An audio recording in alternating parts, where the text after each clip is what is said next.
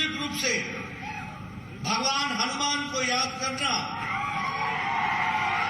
अंजनी पुत्र अंजनैया के जन्म स्थान को मैं नमन करता हूं और उसे आशीर्वाद लेकर के अपनी बात करता हूं। हमें मालूम है कि यहां हनुमान भक्त, देशभक्त सभी यहां बैठे हैं। यह धरती जैनों की धरती भी कही गई है, महात्मा बुद्ध की धरती भी कही गई है। ऐसे पवित्र धरती को मैं नमन करता हूं। और जब मैं यहां आया हूं तो मले मलेश्वरा मंदिर, उनको भी नमन करता हूं। और उसके साथ साथ यह धरती जो बहुत ही सांस्कृतिक दृष्टि से भरी हुई है, ऐसी पवित्र धरती को मैं नमन करता हूं। मैं यह भी कहना चाहता हूं कि आज 9 कार्यालयों का और एक कोपल के कार्यालय का उद्घाटन हुआ।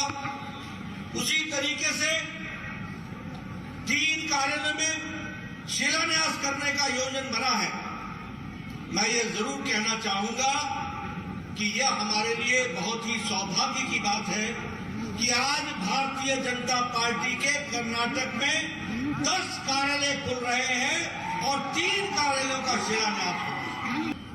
चाहे धारा 370 को समाप्त करना हो, कश्मीर में श्यामा प्रसाद मुखर्जी का बलिदान हो, चाहे गोवा का लिबरेशन मूवमेंट हो, फिर चाहे शिमला के पैक्ट में दादरा रोड के खिलाफ, पाकिस्तान के खिलाफ धरना देना हो, प्रदर्शन करना हो, या फिर लाल चौक पे तिरंगा फहराना हो, हर काम को किया है तो भारतीय जनता पार्टी ने किया है। ये हम गौरव के साथ कह सकते हैं। उसी तरीके से सभी धर्मों को बराबर से देखना, सभी समाज के लोगों को साथ लेकर के चलना, appeasement to none and justice to all, न्याय सबको मिलेगा, लेकिन किसी को भी खुशफहमी में, जिसे हम कहते हैं अपीसमेंट, वह करने का मौका नहीं दिया जाएगा। एक देश, एक राष्ट्र, एक प्रतिनिधि, एक सिटीजन, इस बात को लेकर के हम चलते हैं। और इसीलिए जब मैं ये सारी बातें कहता हूं तो मुझे खुशी है कि अगर शाहबानो केस का भी विरोध किया तो भारतीय जनता पार्टी ने किया, और राम जन्मभूमि बनाने का संकल्प लिया तो वह भी भारतीय जनता पार्टी ने उसको पूरा किया। और इसी तरीके से अगर हम देखें तो सभी क्षेत्र को, सभी जगहों को बराबर का स्थान देने का काम, ट्रांसपेरेंट तरीके से करने का काम किया है तो भारतीय जनता पार्टी ने किया। मैं यहां यह भी कहना चाहता हूं कि हमारे लिए पार्टी परिवार है। हम सब परिवार की तरह रहते हैं, लेकिन दूसरे राजनीतिक दल में परिवार ही पार्टी बन गई है, यह भी हमको समझना चाहिए। उनके यहां परिवार ही पार्टी है और हमारे यहां पार्टी परिवार है, इसको भी हमको समझना चाहिए। आज मुझे यह भी खुशी है कि विश्व के पटल पर भारत आज G20 का अध्यक्षता कर रहा है। देश के 56 स्थानों में, आपके बंगलौर में, अन्य स्थानों में 200 मीटिंगें होगी। ये दुनिया में भारत को दिखाने का मौका मिलेगा और भारत को दुनिया समझ सके, इस बात की भी चिंता करनी होगी।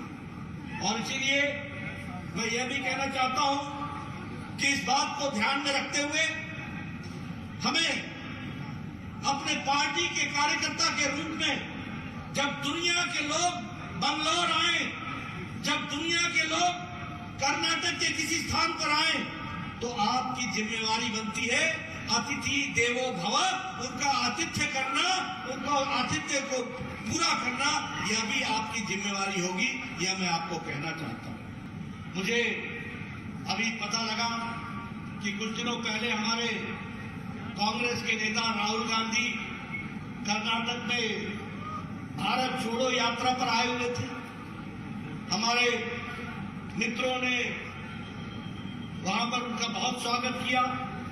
मेरे से भी पत्रकार बंधु ने पूछा कि ये भारत जोड़ो यात्रा पर आपको क्या कहना है।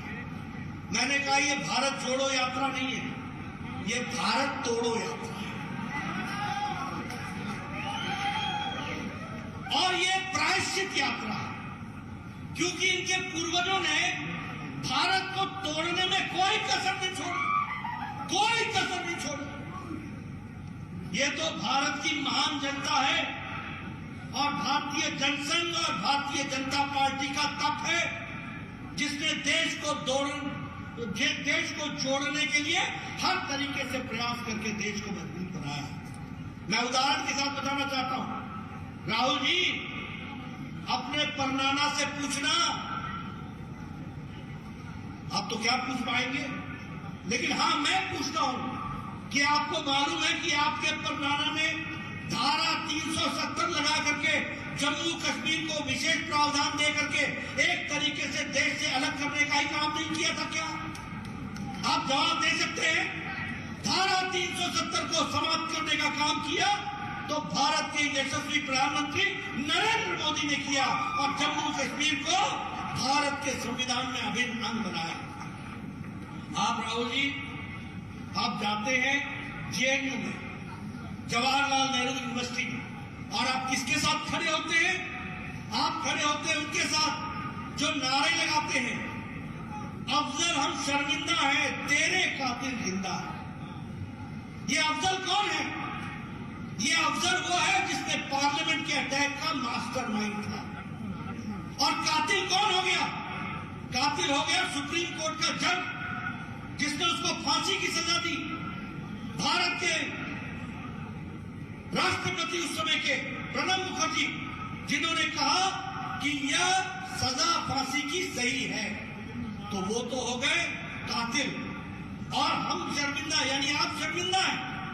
और दूसरी बात भी मैं कहना चाहता हूं कि भारत होंगे तेरे टुकड़े टुकड़े इंशाअल्लाह इंशाअल्लाह, ये कहने वाला व्यक्ति राहुल गांधी जब कर्नाटक में घूम रहे थे तो उनके साथ घूम रहा था, साथ चला हुआ था। ऐसे लोग भारत जोड़ेंगे कि तोड़ेंगे? बताइए, जोड़ेंगे क्या? जोड़ेंगे क्या? जो लोग उनके साथ चल रहे थे वो भारत को और कर्नाटक को कमजोर करने वाले लोग थे कि नहीं थे? थे कि नहीं थे? तो ये आप समझ लीजिए कि ये जोड़ने नहीं चले हैं, तोड़ने चले हैं। हमारे चैनल को लाइक, शेयर और सब्सक्राइब जरूर करें और नई अपडेट्स के लिए बेल आइकन दबाना ना भूलें।